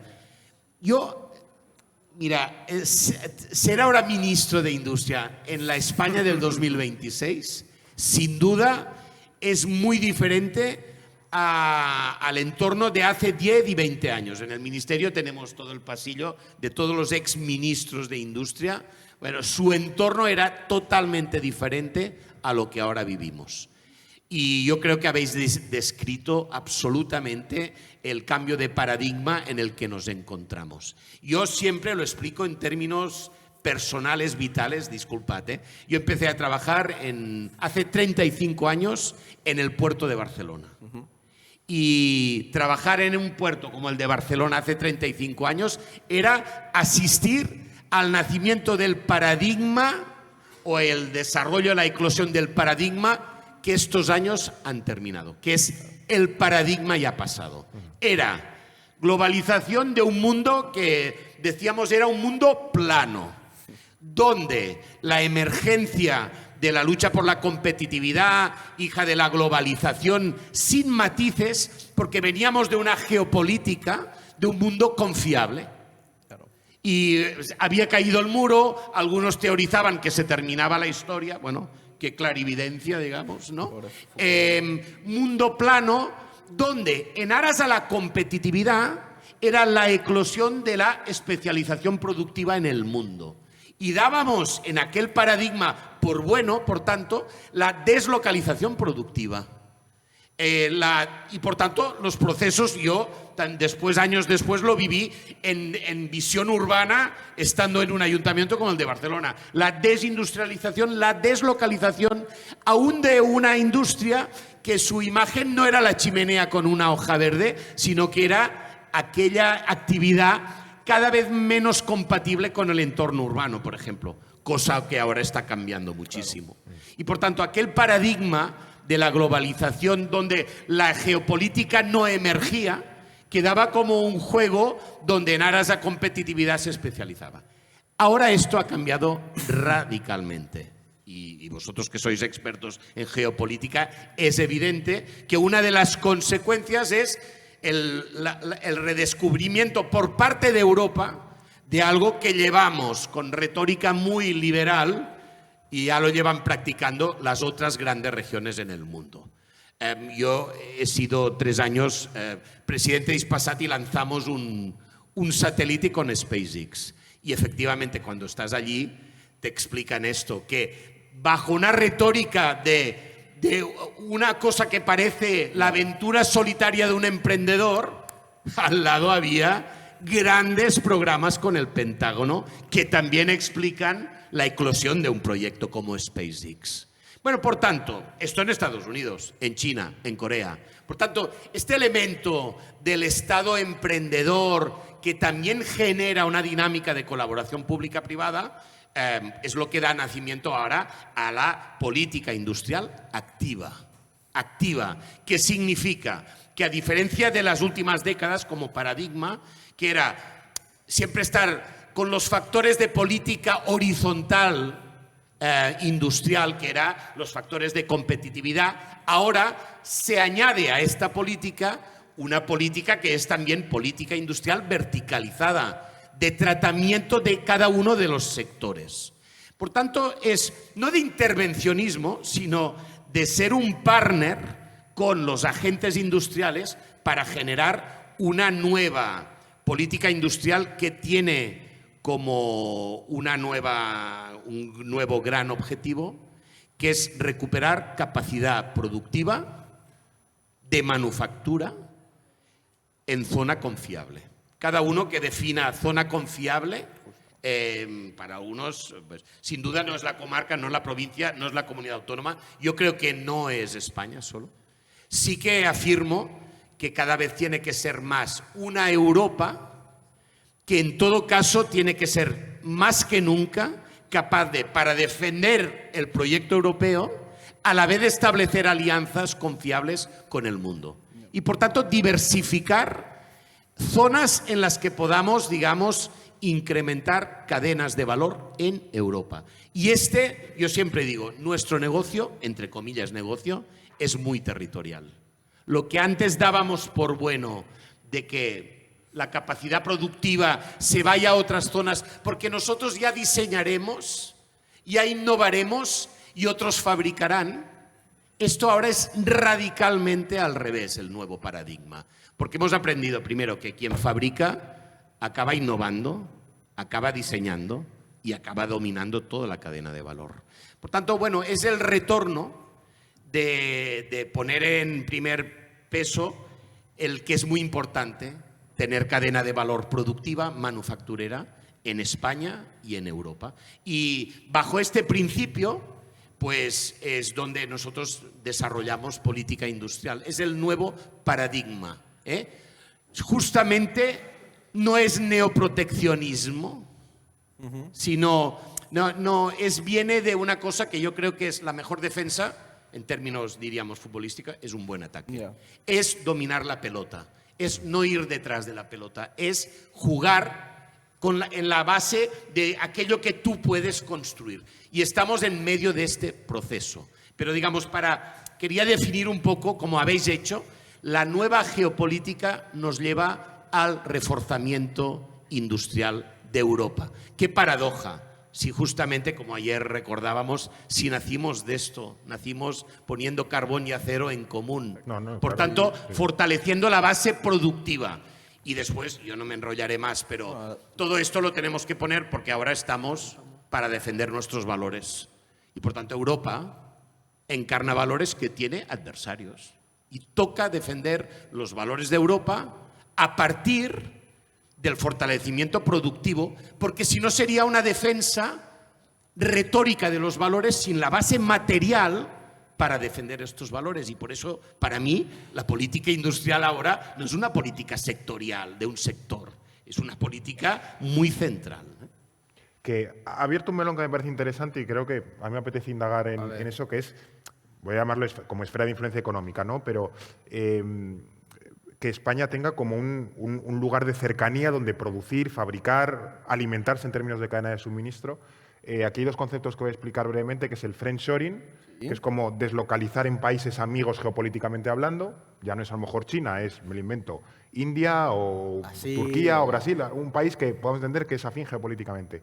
O el nearshoring, que es deslocalizar, en vez de en casa Dios, en un país que esté cercano. Sí, para evitar los cuellos de botella. Efectivamente, que mantengas a lo mejor costes de competitividad, de bajos salarios y demás, pero que esté geográficamente cerca para así evitarte largas cadenas logísticas que ya se han visto en los últimos años que es problemática.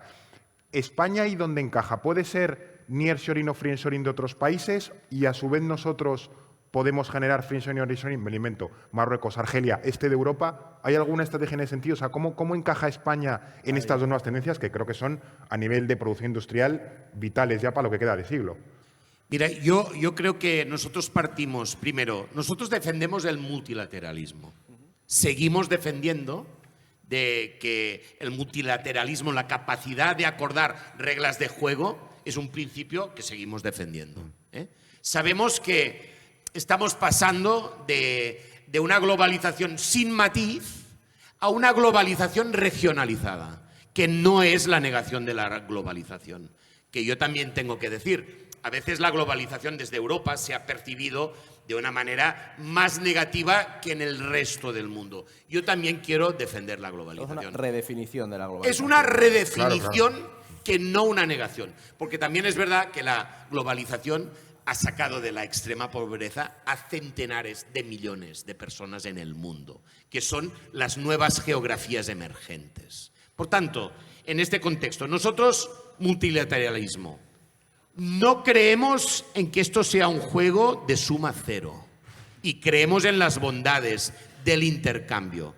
Es verdad que le ponemos ahora el matiz de la autonomía estratégica abierta. Y por tanto nos parece el concepto abierto es lo que yo creo que es importantísimo, digamos, de añadir. Bueno, nosotros tenemos que establecer acuerdos para que todas las cadenas de valor y en todas las cadenas de valor la territorialidad tenga un peso importantísimo, pero basado en la cooperación y en el multilateralismo. Esto significa, yo siempre lo explico, si nosotros tuviésemos, si fuésemos un barco, es escoger el puerto al que queremos llegar, y es el reforzamiento industrial de Europa y España. A partir de esto, cuando uno lo tiene claro, es cuando entonces nosotros tenemos que abrirnos a Estados Unidos, Norteamérica, Mercosur, y por otro lado India, el sudeste asiático, China, porque en este diálogo, cuando tú sabes dónde quieres ir, es cuando entonces cualquier diálogo puede ser sincero, productivo y donde buscamos el que gane el otro y ganemos nosotros. Que es todo lo contrario de quien no sabe dónde va, y entonces está al albur de las presiones de los vientos que te llegan de oeste y de este.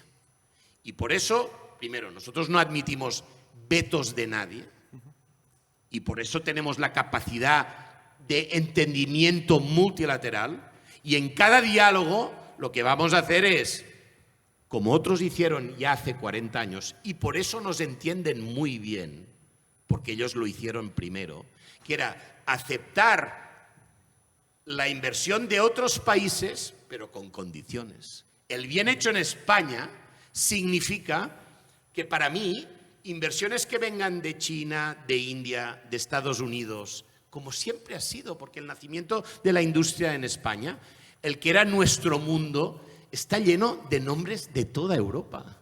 Yo voy cada semana a ver empresas que las fundó hace 100 años, no una empresa alemana que se instala para hacer farmacia en España. Por tanto, este elemento, yo lo que digo es, venga de donde venga, mientras fabrique en España.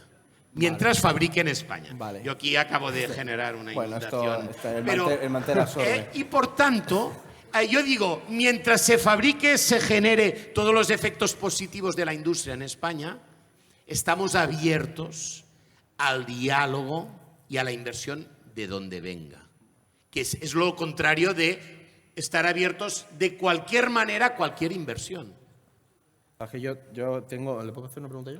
Tú comenta lo que ¿Me quieras. dejas, Fernando? Sí, Vale. sí, claro. Yo con lo del tema del multilateralismo, una cosa que nosotros trabajando todo este proceso de reindustrialización nos encontramos muchas veces con ellos es con cómo firmas un acuerdo, por ejemplo, a ver cómo lo ve usted, cómo firmas un acuerdo con India o las relaciones con un Estados Unidos que está tirando por tierra y está acabando con normas y obligaciones que tenían en el ámbito industrial, o por ejemplo, cómo te aseguras que India cumpla con las normas o la normativa que tienen que cumplir empresas industriales españolas o europeas, que me parece un reto muy grande en ese, porque vamos a un orden multilateral, pero en realidad lo que estamos viendo es que gran parte de las potencias grandes y de las nuevas potencias se saltan un poco a la torera las normas que nos habíamos dado durante años. Entonces, a nivel industrial, Europa, ¿cómo compite contra un mundo en el que las normas cada vez tienen menos importancia y en el que la principal potencia del mundo te está con el baby drill, ¿sabes? Pues yo creo que por un lado hay Europa hacia adentro, que es todos los retos que tenemos y que dependen de nosotros mismos. Es decir, si nosotros tenemos muchos aranceles internos que nos ponemos entre los países europeos. Es decir, el mercado de 450 millones está a medio desarrollo. Y, por tanto, aquellos puntos débiles que habéis descrito, bueno, pues necesitamos la Europa de la energía y, por tanto, la interconectividad de las redes tiene que aumentar, mal que les pese a alguien, digamos. Tenemos que generar la Europa que haga que el ahorro europeo no se vaya a otros sitios, profundizando el mercado financiero europeo. Aquí tenemos ejemplo de empresas, porque no será por talento, no será por capacidad de hacer emerger proyectos, pero en el crecimiento del ciclo de vida empresarial, el drama de estas últimas décadas que dábamos por bueno, y ahora ya no lo podemos dar por bueno, es que alguien que empieza a hacer chips cuánticos en España, porque talento no nos falta, claro, a partir de un cierto elemento de crecimiento empresarial, se tenga que ver empujado a irse a otras regiones. Esto es lo que ya no nos podemos permitir. Por tanto, nosotros tenemos que profundizar en eliminar las barreras visibles o invisibles interiores, que significa un nuevo gran paso en el mercado interior. También creo, mi tesis, es que hemos estado décadas siempre solo preocupados por la competencia interna, y esto ahora choca con el tamaño de nuestras empresas a la hora de competir con el resto del mundo. Por tanto, hay un elemento a que nosotros tenemos que generar más proyectos paneuropeos, de escala europea, de tamaño europeo, para seguir compitiendo. Por tanto, tenemos el otro gran apartado, simplificación. Es evidente que somos de una gobernanza más compleja que otros, pero nosotros esto ahora tenemos que simplificar porque el tiempo es dinero y por tanto es otro elemento. Son, digo, variables que dependen de nosotros. Por tanto, hay un elemento que es buscar la fuerza interior europea, que muchas veces significa la gimnasia de superar los egoísmos nacionales para ir a proyectos de escala europea, de agrupación de escala europea y no hacernos trampas al solitario entre nosotros. Por tanto, profundización. Esto tiene una base política, que es los que creemos más y mejor Europa contra los que dicen menos Europa por la emergencia de la Europa de los patriotas, que es un oxímoron, o sea que es eliminar el patriotismo europeo. Lo digo porque esto es si no, todos son dificultades. Por tanto, es más Europa que nunca. Y el otro es, de Europa hacia el mundo, por ejemplo, es superar la etapa ya de la globalización o el comercio naif con el resto de Europa, que es, por ejemplo, si tenemos que aplicar el CBAM, ¿no? Por tanto, el mecanismo para igualar, oiga, pues que haya los sistemas de control, de trazabilidad, para que no te hagan triangulaciones a través de países. Claro. Por tanto, es tener una política comercial europea responsable, seria y con control de lo que te entra y de lo que te sale para igualar las condiciones, significa tener este diálogo en el que tiene que ser como condición que salgamos beneficiados las dos partes y por tanto multilateralidad, la capacidad de entendernos con todos para rebajar vulnerabilidad y para ganar en resiliencia. Si te falla un mercado por hiperproteccionismo, ir a buscar otros mercados. Y entonces, bueno, en definitiva, es tomarnos más en serio que nunca Europa, que significa su desarrollo, su defensa frente a otras regiones y la profundización de lo que depende de Europa hacia nosotros mismos. Y entonces, yo creo que con esto nosotros lo que tenemos es que ir ganando. Yo creo que la base de un cierto a veces declive fue que hace 25 años no asumimos la revolución digital con la fuerza de otras potencias. Esto ahora... Y bueno, hicimos que lo que yo ahora tengo aquí, claro, todo depende de otros. Bueno, esto tiene que cambiar.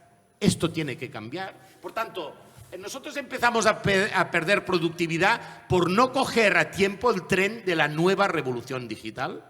Y esta es una asignatura pendiente de Europa. Y evidentemente nosotros tenemos, yo apoyo lo que ya se ha expresado, tenemos que ir a una nueva gobernanza europea donde profundicemos los que nos creemos el proyecto europeo para, digamos, para profundizar en esta. Necesitamos más rapidez en la toma de decisiones y, por tanto, mayor eficacia. Yo creo que en base a esto, nosotros es cuando con el Magreb, con India, con Turquía, con China, podemos establecer a partir de nuestra propia fortaleza, que yo creo que la tenemos. Ahora, esto es aunar conciencias, trabajo común, y es nuestro reto que tenemos en Bruselas. Y a partir de esto, yo creo que España está aportando a este debate, os diría, la batalla por los valores. Nosotros no renunciamos a la lucha contra el cambio climático, no renunciamos a la capacidad de regular la vida colectiva, también la revolución digital, con reglas, con las tecnologías al servicio de lo que nosotros queremos, no al revés. Ahora, yo creo que aportamos otro tema, que se llama eficacia. Es decir, nosotros no renunciamos a valores, pero tenemos ya desde hace unos años un crecimiento económico notable, con bases bastante más saludables que lo que yo viví hace 30 años, que construíamos más que Alemania y Francia juntos, pero que era una combinación, digamos, de un mix no tan saludable como el actual, donde hay un motor que se llama inversión, que le tenemos que dar más gas, que se llama consumo nacional y que se llama capacidad para exportar. Es verdad que ahora algunos mercados se nos complican, pero nosotros tenemos que tener la competitividad para ganar mercados. Es verdad que nuestro impulso económico también hace que importamos más, pero por tanto la combinación es más saludable. Yo creo que la gran batalla se llama productividad. Nosotros ahora, por eso nos interesa más industria, porque nos aporta productividad. Si tuviésemos tiempo ya hablaríamos otro día. No, aquí podemos estar 3 horas. Sí, del sí, turismo claro, también, claro. Que ese es un buen No, yo melón. también quiero, también para romper, nosotros intentamos para romper tópicos. Sí, el turismo es un gran aliado, tiene una gran implicación en la cadena productiva, sino que le llamen a la industria agroalimentaria el impacto que tiene el turismo. También es verdad que el gran factor a nivel macro, nosotros exportamos más servicios no turísticos. España tiene más exportación de servicio no turístico de lo que sería el sector turístico de exportación, digamos, ¿no? de incorporación de prosperidad a través del turismo. Bueno, con un sector industrial que es verdad que cuando otras componentes suben, nos cuesta ir ganando porcentaje. Sí. También quiero expresar, estamos en el máximo de la serie de 30 años en valor absoluto, de valor También es agregado. verdad que la industria tiene menos estacionalidad que el turismo. Es decir, es mucho más seguro a nivel económico para un Estado, Claro, con más resiliente la resiliencia, industria, claro. tener una industria fuerte, porque a nivel local la gente tiene su ingreso todos los días y no depende de que en octubre dejen de venir turistas o venga un temporal, ¿no? Sí. O sea, también un poco... Bueno, yo como soy ministro de sí. Industria Claro, y pero Turismo, le toca a las dos. son como dos cosas que me quiero y me apasionan ambas. Solo explicar, Sí. el turismo va en la buena dirección. Se está desestacionalizando, se está desconcentrando, se está diversificando, está ganando valor añadido y esto nos da mayor estabilidad como sector. Nos acompañará a lo largo de todo el año y por tanto menos temporalidad, más fortaleza, mayor capacidad de generar un modelo que está en plena transformación. Porque en turismo, a España, que tiene un liderazgo, solo lo mantendremos si transformamos el modelo. También le queríamos preguntar, hemos hablado de ese cambio de mentalidad, de cómo dejamos atrás esta idea de la industria, la política industrial es aquella que no existe, de cómo miramos a Europa y el rol que queremos jugar en Europa desde aquí, desde España, pero también podemos hacer el ejercicio contrario y preguntarnos si nos toma Europa en serio a nosotros. Nosotros nos tomamos en serio la industria, nos tomamos en serio Europa, tenemos esa misma respuesta del otro lado, porque también está el cambio de mentalidad a nivel de proyecto europeo del eje franco-alemán, por mucho que Alemania ahora esté en crisis o por mucho que Francia tarde o temprano tenga que abrir esa isla energética. Pero ¿tenemos la capacidad para convencerles? Porque Porque Italia y nos Reino Unido está están ahí costando. Claro, metiéndose. esto ya la última, que Pedro vale. Sánchez Ya no tenía sí, límite de ya tiempo, no sé. nosotros sí, pero bueno, me perdón. parece una pregunta interesante a responder. Bueno, yo sinceramente, yo llevo 2 años y 3 meses de ministro y yo cada vez que vamos a Bruselas yo percibo que tenemos la legitimidad de defender tesis pero que vienen avaladas por resultados. Lo digo con toda la humildad, pero a la vez lo digo es así, ¿no? Es decir, nosotros podemos defender la electrificación de la industria del automóvil porque estamos consiguiendo defender nuestras plantas productivas, nuestro sector de componentes y estamos aguantando el tipo en un momento de una triple transición, digamos, tecnológica, digital, también energética. Y por tanto defendemos esta tesis no solo por la lucha contra el cambio climático, que en sí mismo ya tiene sentido, sino por un motivo industrial, por un motivo económico. Y entonces, yo creo que ahora nosotros somos, y el sur en general, a diferencia de hace 15 años, ¿no? Hemos pasado de los PICs, claro. ¿no? De los PICs a este país confiable del sur de Europa que tiene una posición de enlace con África, América.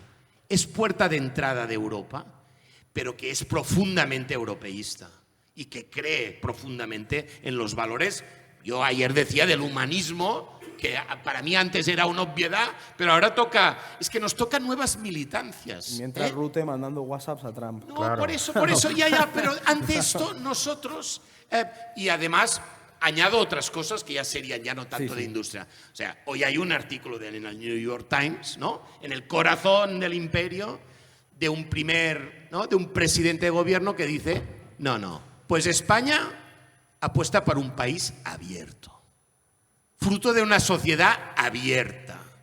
Y lo dice en el New York Times, para que algunos se enteren.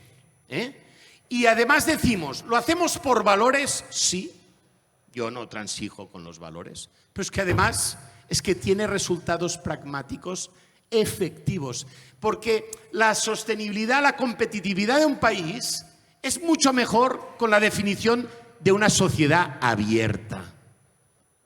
Y por tanto, o sea, el cultivar el respeto a la diversidad, el generar una sociedad abierta, también os lo digo como ministro de Industria, también genera condiciones para la atractividad, de esto deriva nuestro liderazgo de atraer turistas en el mundo, pero también competitividad industrial.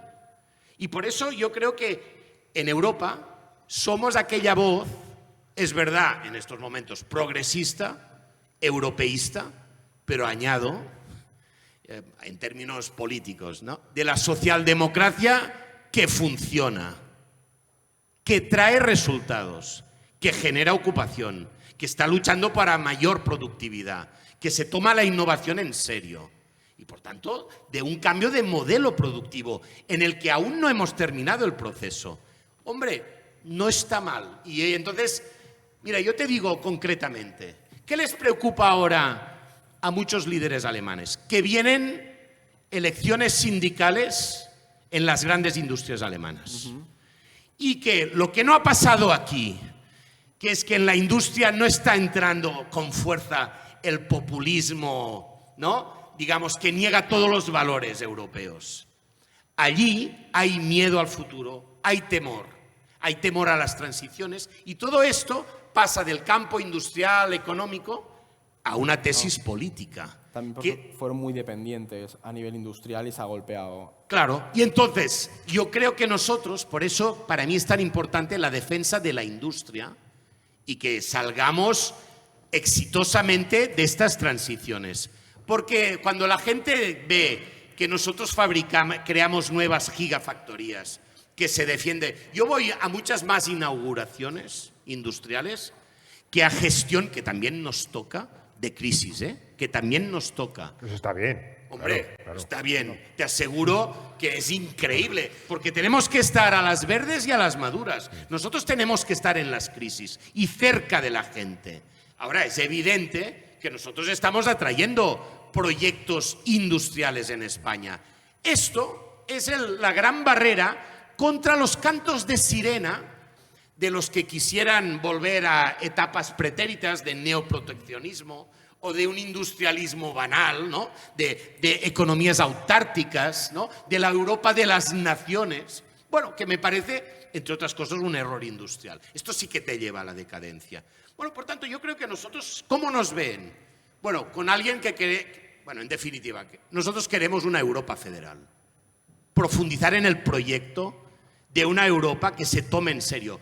Por eso el presidente del gobierno decía, nosotros queremos mancomunar más recursos europeos para generar este nivel europeo con más ambición. Bueno, estamos a debate. Hay otra gente que dice, no mancomunemos más deuda europea.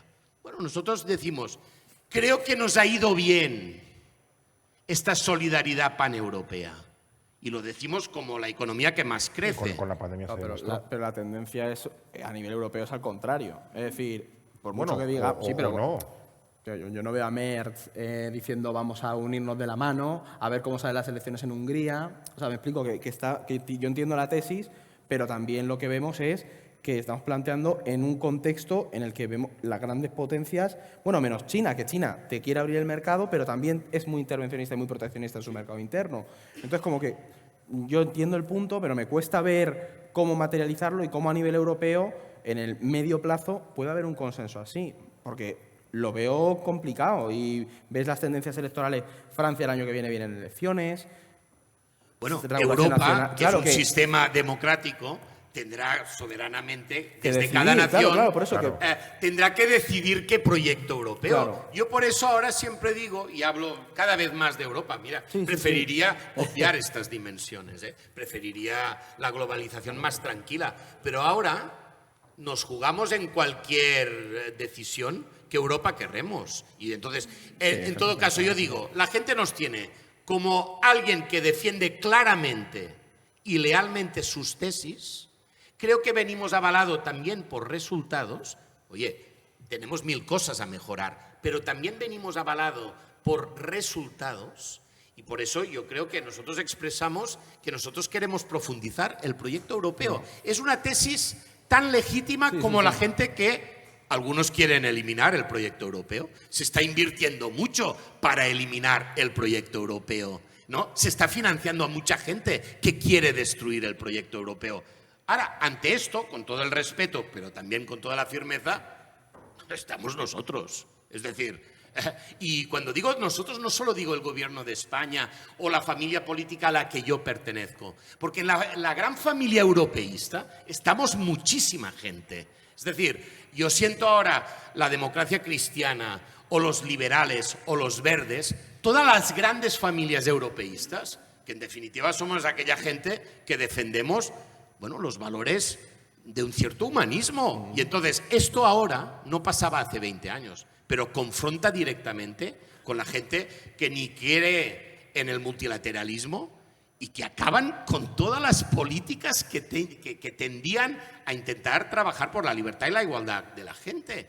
Y entonces, lo digo porque, perdonad, que hemos pasado de industria, pero es que ahora, Bueno, pero para está muy entender el relacionado, sentido de lo que estamos haciendo, ahora toca defender en cada fábrica, en cada proyecto, el proyecto europeo. Y yo lo que digo es, Europa tiene una enorme capacidad y solo le falta el convencimiento, porque si nos sabemos sumar, somos potentes. No solo somos aquel espacio que representa el 6-7% de la población, que curiosamente recibe la mitad del turismo del mundo.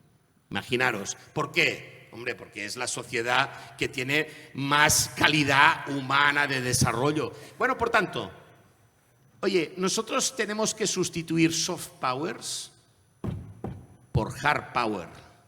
Y la industria es hard power, en el sentido que es el que te da las condiciones materiales, económicas, para así después financiar el estado del bienestar. Que la igualdad no se convierta en una retórica vacía. O sea, y por eso, bueno, yo lo digo porque nosotros de este congreso salimos con ganas de darle mayor impulso a la economía. A partir de esto, nosotros vamos a defender la capacidad productiva. No dejaremos que nuestra química básica desaparezca. No dejaremos que el sector del acero desaparezca. No dejaremos que el sector de la automoción desaparezca. Estamos en otra fase. Estamos en desplegar. No estamos en fase de repliegue. Estamos en fase de despliegue. Y lo tenemos que hacer con responsabilidad, con la capacidad de sumar. España sola en el mundo no puede. Yo también a los ministros de Francia y Alemania que les digo, mira, nosotros estamos para formar parte del pelotón, pero os toca animaros y tirar fuerte. Necesitamos una Alemania que tire fuerte.